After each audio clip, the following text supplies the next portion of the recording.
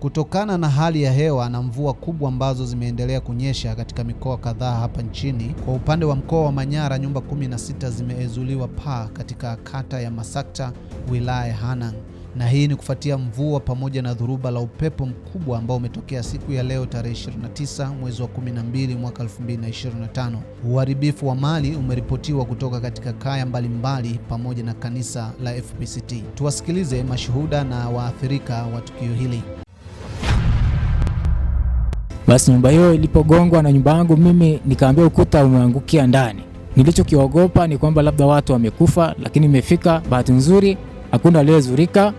Nimekuta paa la nyumba haifai, na pia nilipofika hapa niliogopa kwamba sasa hii itakaaje. Na nyumba hii kwa nguvu zangu mimi kama Mtanzania mdogo nimetumia nguvu nyingi. Kwa upande wangu, kama serikali ya Mama Samia inatusikia, ningeomba itusaidie. Si mpasuko kwa ajili ya ile kishindo na bati ambazo kwa kweli ambazo zilikuwa zimepigiwa msumari, basi yale matundu kwa ajili ya ule mshtuko yametanua yale matundu, kwa hiyo bati zimeharibika na ukuta umetia kreki. Kwa kweli kwa hali halisi ndio iko hivyo. Pamoja na fence ni fence ya waya, ile paa ilivyoshushwa baada ya kutoka juu kwenye paa ikashuka chini ikaangukia kwenye fence. Fence ni ya waya na nayo ikalala nayo. Kwa hiyo ndio hali halisi ilivyo. Kwa majina yangu naitwa Frederick Michael Mayo, ni mkazi wa kitongoji cha Buho, kijiji cha Masakta. Tukio hili limetokana na mvua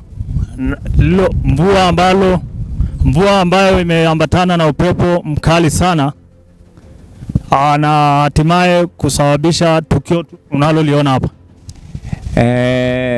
Kwa ujumla ninachomshukuru Mungu ni kwamba hakuna madhara yaliyotokea kwa upande wa watu wa familia yangu, wote wako wazima, hakuna aliyepata madhara ya aina yoyote.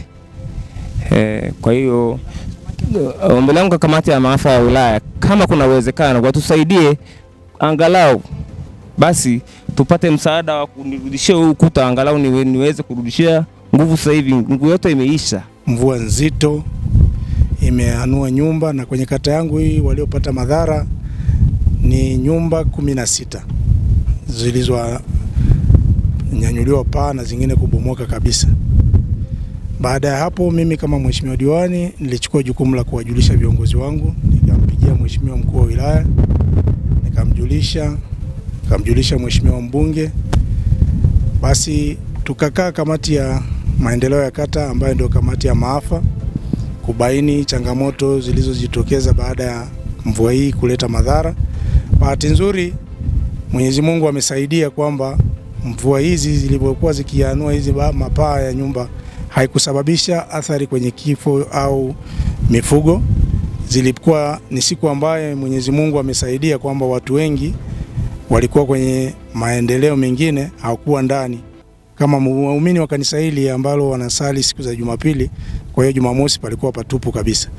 Na kule nyumbani paa zilikuwa zinanyanyuliwa zinatupwa mpaka nyumba ya jirani.